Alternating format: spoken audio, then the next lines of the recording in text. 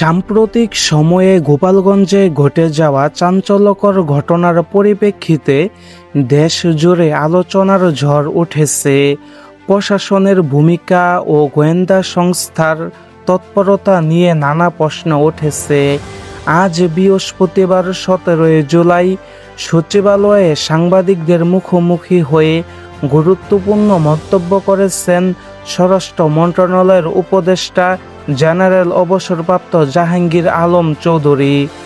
তিনি জানান, গোপালগঞ্জে এমন বড় ধরনের ঘটনা ঘটবে এমন কোনো তথ্য আগে থেকে গোয়েন্দা সংস্থাগুলোর হাতে ছিল না। তবে ভবিষ্যতে এই ধরনের ঘটনা যাতে পুনরাবৃত্তি না ঘটে সেজন্য গোয়েন্দা সংস্থাগুলোকে প্রয়োজনীয় নির্দেশনা দেওয়া হয়েছে বলেও জানান তিনি আরও বলেন, বর্তমানে গোপালগঞ্জে পরিস্থিতি সম্পূর্ণ নিয়ন্ত্রণে।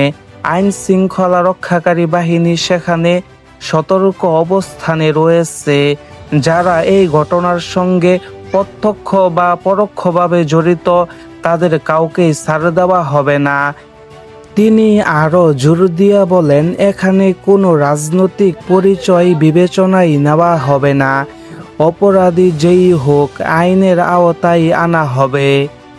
স্বরাষ্ট্র উপদেষ্টা এই সময় আরও বলেন, আইন শৃঙ্খলা বাহিনীর কাজ নিয়ে যে কোনো রাজনৈতিক দল প্রশ্ন তুলতেই পারে। গণতান্ত্রিক ব্যবস্থায় এটাই স্বাভাবিক। তবে সরকার এই বিষয়ে কোনো হস্তক্ষেপ করবে না। বাহিনী তাদের দায়িত্ব আইন অনুযায়ী কাজ করছে। গোপালগঞ্জের এই ঘটনায় প্রশাসনের দায়িত্বশীল অবস্থান যেমন প্রশংসিত হচ্ছে, ঠিক তেমনি গোয়েন্দা সংস্থার ত্রুটি বা ভুল বিষয়টি নিয়েও শুরু হয়েছে নতুন আলোচনা। দর্শক বন্ধুরা, আপনারা কি মনে করেন এই ধরনের ঘটনার পিছনে কারা দায়ী? আপনার মতামত জানাতে কমেন্টে লিখে জানান। এমন আরও নতুন আপডেট ভিডিও পেতে সাবস্ক্রাইব করুন আমাদের চ্যানেল, লাইক দিন ভিডিওতে এবং শেয়ার করুন আপনার বন্ধুদের সঙ্গে।